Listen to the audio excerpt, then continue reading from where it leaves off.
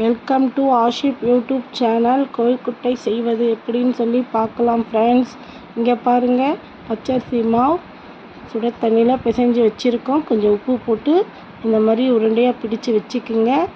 வெல்லம், வேர்க்கடலை, ஏலக்காய் போட்டு மிக்ஸி ஜாரில் தூள் பண்ணி வச்சுருக்கோம். இப்போது கொழுக்கட்டை செஞ்சிடலாம் வாங்க.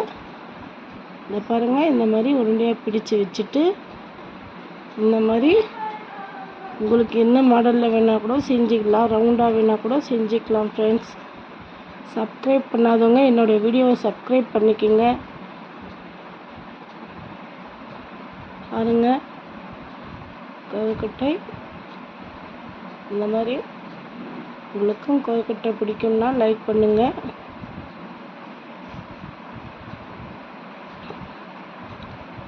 ரெடி ஆயிடுச்சு ஃப்ரெண்ட்ஸ், வாங்க சாப்பிட்லாம். கொழுக்கட்டை ரெடி ஆயிடுச்சு. பாய் ஃப்ரெண்ட்ஸ், அடுத்த வீடியோவில் சந்திக்கலாம்.